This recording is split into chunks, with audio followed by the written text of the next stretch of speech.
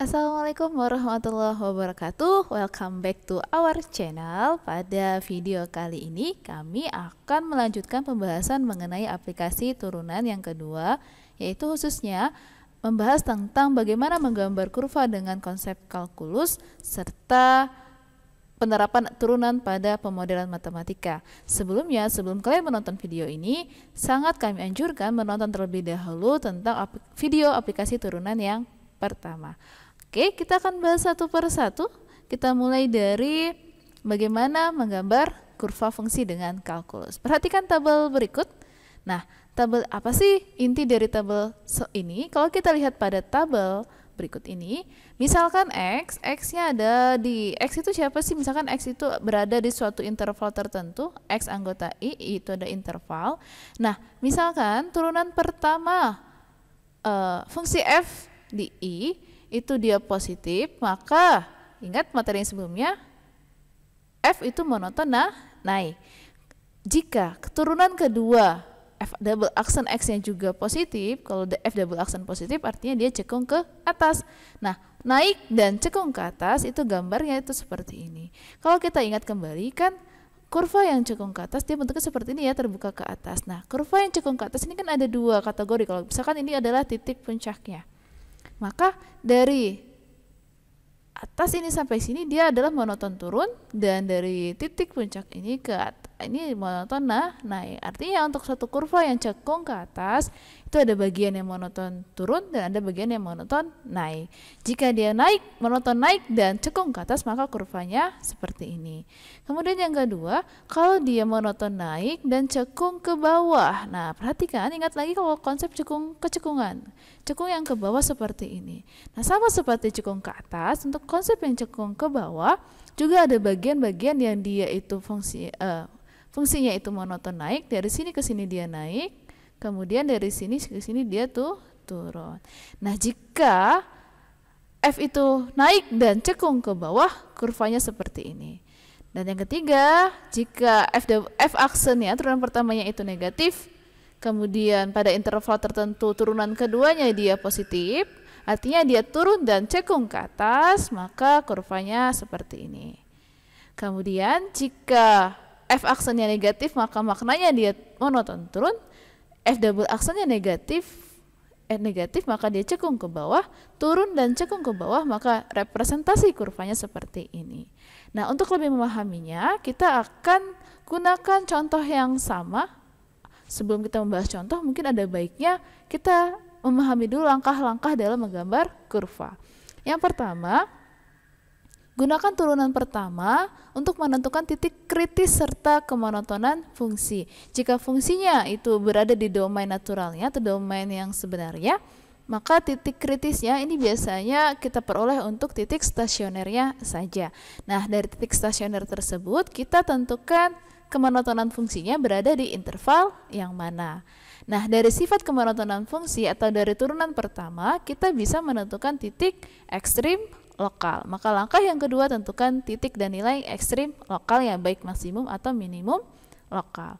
Setelah selesai dengan turunan pertama, kita gunakan turunan kedua untuk menentukan kecekungan kurva fungsi. Jadi, gunakan turunan kedua untuk menentukan di interval mana fungsi f itu cekung ke atas atau cekung ke bawah. Nah, dari sifat kecekungan kita bisa menentukan koordinat titik balik. Setelah kita mendapat informasi keempat ini 1, 2, 3, 4, maka buat kesimpulan seperti pada tabel 6.1, tabel yang sebelumnya. Nah, agar lebih memahami, kita coba contohnya sketsalah kurva fungsi fx sama dengan 2x pangkat 3 min 6x plus 1. Ini contoh yang kami pakai, contoh yang sama yang kami pakai pada video aplikasi turunan yang pertama. Dengan kata lain, kita sudah memperoleh informasi terkait kemonotonan, kecekungan, titik balik, dan titik ekstrim. Dari video sebelumnya kita tahu bahwa kemonotonan fungsi f ini terletak pada, ini interval ini. Artinya f monoton naik pada interval yang pertama atau pada f naik, yaitu pada x yang kurang dari negatif 1 dan x yang lebih dari 1. Yang positif ini menandakan dia monoton naik. Nah, naik pada x kurang dari negatif 1 dan x lebih dari 1. Dan f itu dia turun turun murni, turun terus, tidak ada yang sama pada interval min 1 sampai 1. Nah, ini dia tuh turun. Nah, dari kemonoton ini, jika terjadi perubahan kemonotonan dari naik kemudian turun, maka min 1 sebagai titik apa? Ya, sebagai titik maksimum lokal. Nah, terkait ekstrim lokal kita sudah memperoleh maksimum lokal terletak pada negatif 1,5, X min 1 Y-nya 5, dan minimum lokal ini karena terjadi perubahan kemonotonan dari turun kemudian naik, maka 1 sebagai titik minimum lokal. Sehingga minimum lokalnya adalah titik 1, negatif 3. Informasi terkait kecekungan sudah kita peroleh juga. Nah, diperoleh bahwa titik pemisahnya adalah titik 0, dan untuk X kurang dari 0, maka F itu cekung ke bawah, dan untuk X yang lebih dari 0, F itu dia cekung ke atas. Karena ada 3 titik seperti ini, min 1, 1, kemudian 0, kita harus tentukan interval-interval yang pas seperti apa. Caranya adalah kita tulis dulu angka min 1 sampai 1 di sini, kemudian letakkan angka 0-nya. Nah, seperti ini. Nah, sebelum itu kita juga dari konsep kecekungan ini, karena terjadi perubahan kecekungan dari cekung ke bawah dan cekung ke atas, artinya terjadi perubahan kecekungan di sekitar 0, maka 0, F0 sama dengan 1 merupakan titik balik dari kurva fungsi F. Nah, dari sini kita berarti mempunyai 4 interval. Interval 1, interval 2, interval 3, interval 4. Cara membuat tabel, nah, langkah selanjutnya adalah kita akan membuat tabel. Nah, cara membuat tabel, pertama tentukan dulu interval-intervalnya. Maka kita punya interval yang pertama, yaitu X kurang dari 1, sama dengan yang nggak usah dimasukkan. Kemudian interval kedua yaitu X antara min 1 sampai 0. Interval ketiga itu 0 sampai 1, dan interval keempat itu 1 sampai tak hingga. Atau X lebih dari 1. Nah, X sama dengan min 1 ini merupakan maksimum lokal, X sama dengan 0 ini merupakan titik balik, X sama dengan 1 merupakan minimum lokalnya. Sehingga dari informasi-informasi ini kita tuangkan dalam kurva sebagai berikut. Ini interval yang pertama. Interval yang pertama yaitu untuk X kurang dari negatif 1, atau boleh juga ditulis sebagai kurung buka dari min hingga sampai negatif 1. Nah, kita nggak perlu mencari nilai fungsi untuk intervalnya, tapi kita lihat sifat untuk turunan sifat kemonotonan maupun sifat kecekungannya. Karena pada interval X kurang dari negatif 1, F aksen X-nya itu positif, maknanya dia monoton naik. Tetapi untuk F double aksennya, X kurang dari negatif 1, itu dia negatif. Berarti dia cekung ke bawah. Naik dan cekung ke bawah, bagaimana gambarnya? Ya, gambarnya seperti ini. Ya, oke. Sekarang kalau kurung buka seperti ini kan dia negatif 1 tidak masuk ya, maka X sama dengan negatif 1 kita tulis di sini. X sama dengan negatif 1, nilai fungsinya bisa kita cari yaitu sama dengan 5, artinya F min 1 sama dengan 5. Oke, kita strip. Nah, min 1,5 ini keterangannya adalah sebagai maksimum lokal. Kemudian interval yang kedua mulai dari min 1 sampai 0. Nanti kalian lihat kembali catatannya bahwa F aksen X-nya untuk interval dari min 1 sampai 0 itu F aksen X yang bernilai negatif, maknanya dia monoton turun. F double aksennya dari min 1 sampai 0 juga negatif, dengan kata lain monoton turun serta cekung ke bawah, sehingga bentuk kurvanya seperti ini, gitu ya. Kemudian yang selanjutnya yaitu ketika X sama dengan 0, X sama dengan 0, F0 sama dengan 1, keterangannya adalah 0,1 itu merupakan titik balik kurva. Selanjutnya interval yang ketiga yaitu mulai dari 0 sampai 1. Oke, X lebih dari 0 tapi kurang dari 1, nilai F aksen X-nya itu juga masih negatif, gitu ya. Artinya dia monoton turun, dan F double aksennya untuk X lebih dari 0 itu dia cekung ke atas, turun dan cekung ke atas. Bagaimana bentuk kurvanya? Turun cekung ke atas, maka bentuk kurvanya seperti ini.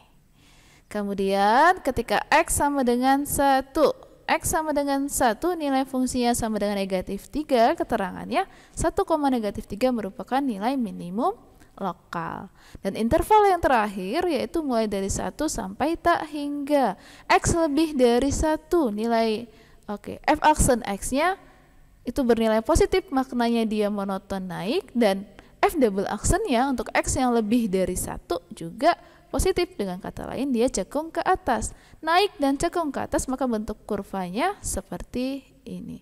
Nah, dari informasi yang ada di tabel ini kita sketsa kurvanya. Caranya buat dulu garis XY, bidang kartesius XY. Nah, substitusi titik-titik yang diketahui. Titik apa aja? Titik ini. Maksimum lokal, titik balik, dan minimum lokal.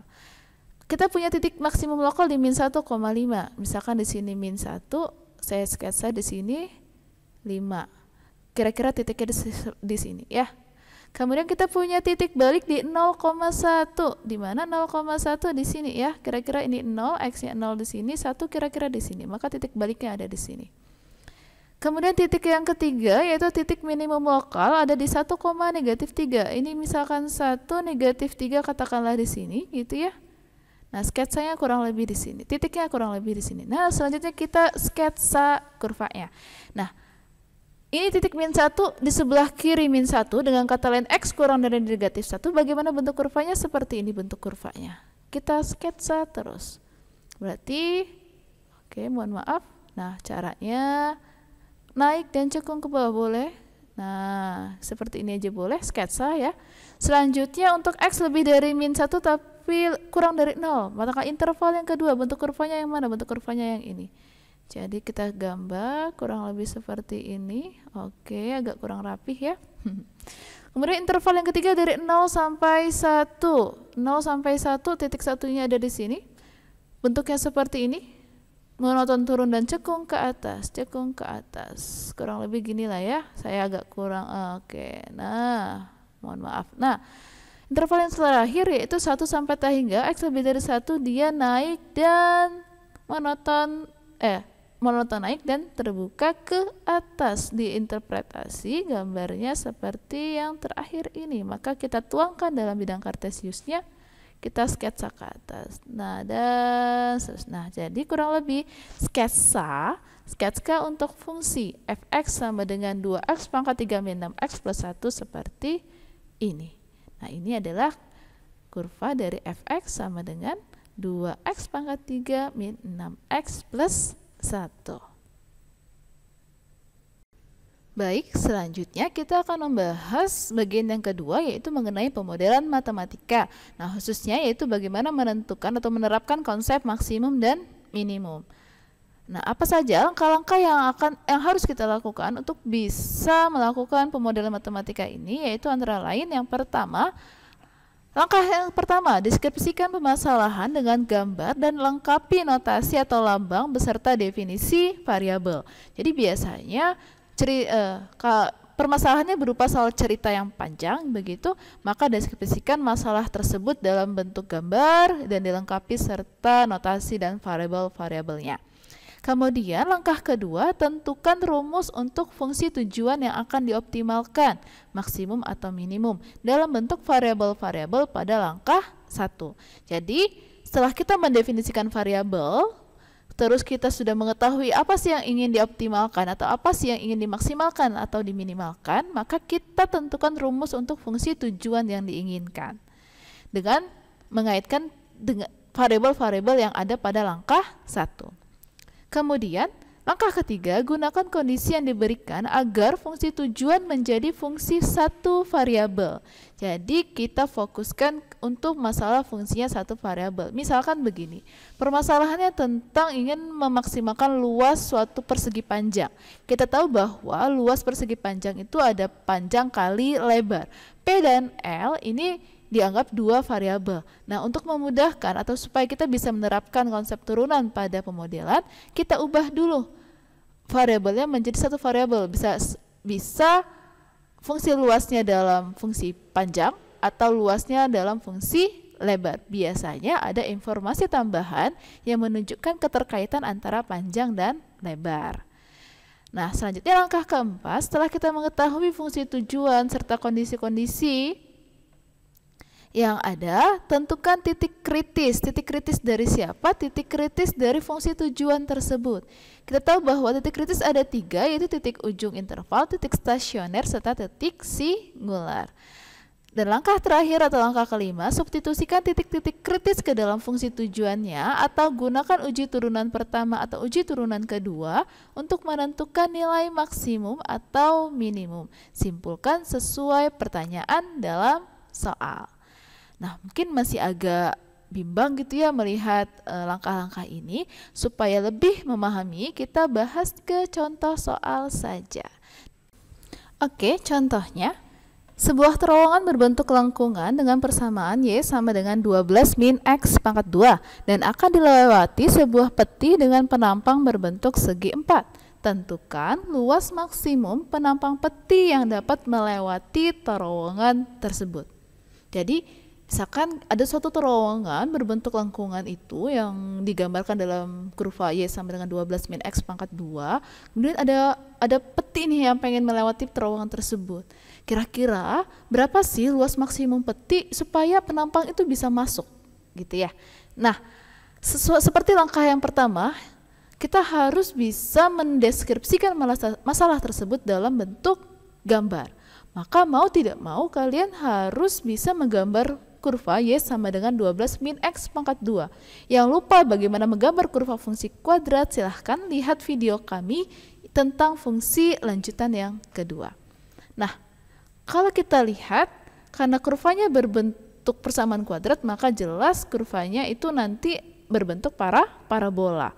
Karena berbentuk parabola, nah, dan A-nya itu dia negatif, maka terbuka ke bawah. Nah, yang biru ini melambangkan terowongannya, yang biru ini terowongannya, kemudian yang hijau ini sebagai penampang, sebagai petinya atau penampang petinya. Nah, kita misalkan bahwa ini titik O, titik potong ya, atau titik potong koordinatnya. Kita misalkan bahwa jarak O ke ujung peti, masing-masing ujung peti itu sama. Jadi kalau misalkan ini titik O, 0, ini A, ini koordinatnya negatif A gitu ya. Maka panjang penampang petinya berapa? Dari min A ke A, dari min A ke A. Dari sini ke sini ke sini A, maka panjangnya itu adalah 2A. Kita tahu panjangnya itu sama dengan 2A. Nah, lebarnya bagaimana?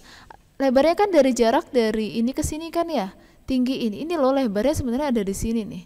Nah, lebarnya bagaimana? Lebar ini bisa juga kita maknai sebagai nilai fungsi F ketika X-nya sama dengan A. Artinya kalau di sini koordinatnya ada X, absisnya A, maka mencari ordinatnya, mencari nilai Y-nya kan ada di sini.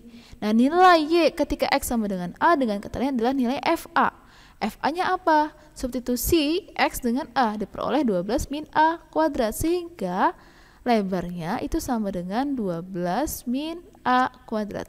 Ini kita langsung mendeskripsikan variabel dan mengubah variabelnya menjadi ada dua variabel P dan L, tapi kita nyatakan dalam satu variabel A.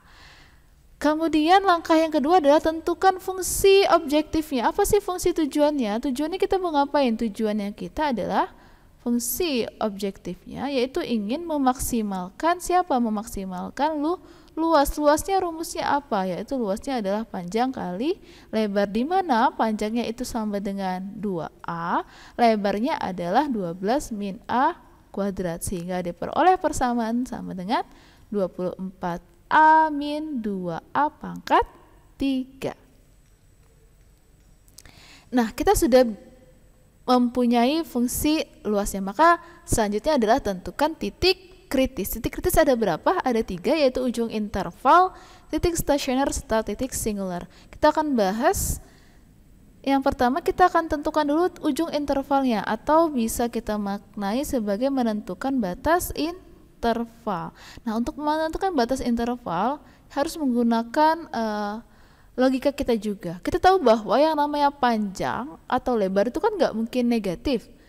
Ya nggak mungkin panjangnya negatif 5, nggak mungkin kan ya Artna. Itu sebagai batas interval kita. Maka panjang ini harus non negatif atau harus lebih dari sama dengan 0.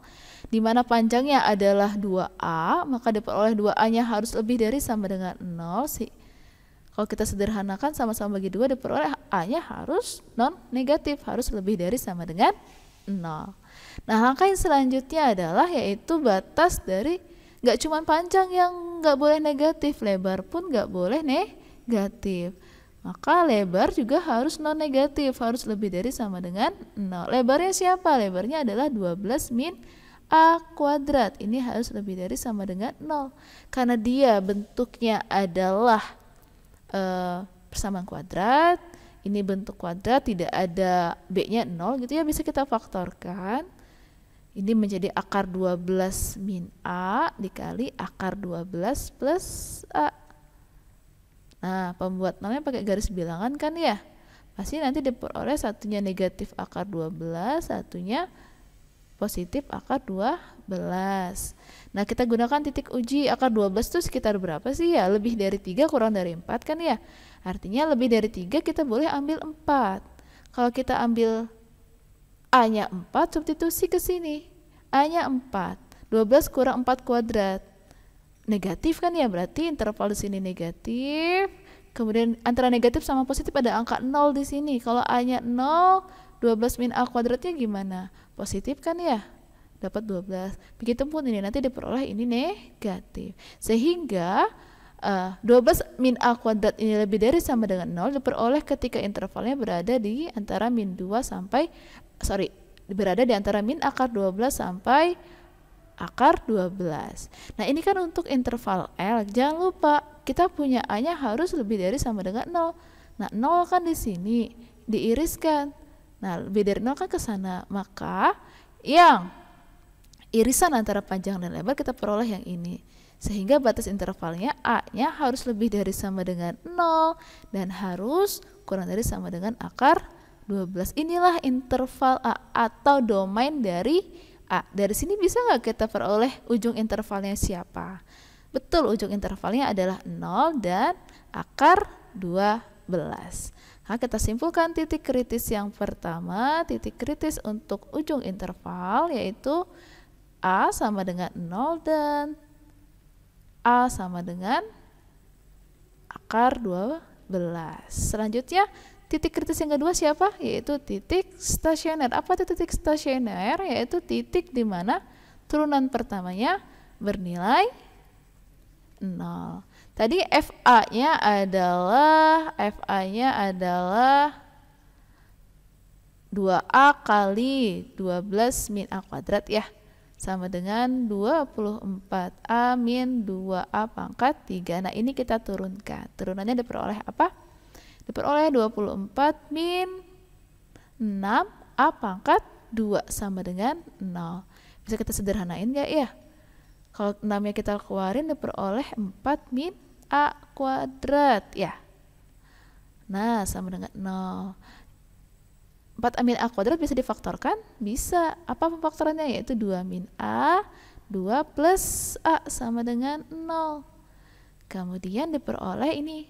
2 min A sama dengan 0 diperoleh apa? Diperoleh A sama dengan 2 atau 2 plus A sama dengan 0 diperoleh A sama dengan negatif 2. Nah, apakah bisa kita pilih kedua-duanya? Tidak, yang kita pilih siapa? Yang kita pilih cukup A sama dengan 2 saja. Yang A sama dengan negatif 2 ini tidak memenuhi. Kenapa tidak memenuhi? Karena nilai A-nya harus lebih dari sama dengan 0. Jadi yang memenuhi titik kritisnya adalah A sama dengan 2. Selanjutnya titik stasionernya ada nggak? Titik stasionernya maaf, titik singular. Nah, salah kan? Titik singular. Adakah titik singularnya? Yaitu titik yang dimana turunannya tidak ada nilainya. Tidak ada titik singularnya. Jadi kesimpulannya apa? Jadi titik kritisnya ada siapa? Jadi titik kritisnya adalah A sama dengan 0, A sama dengan 2, dan A sama dengan akar 12. 0, 2, dan akar 12. Langkah selanjutnya bagaimana? Langkah selanjutnya adalah substitusi titik kritis ini ke fungsi luasnya. Fungsi luasnya adalah LA sama dengan 2A kali 12 min A kuadrat. Kalau A-nya 0, L0 berapa nilai luasnya? Jelas, A-nya 0, 2 kali 0, 0, 0 kali berapapun hasilnya 0. Kalau L-nya 2, berapa nih?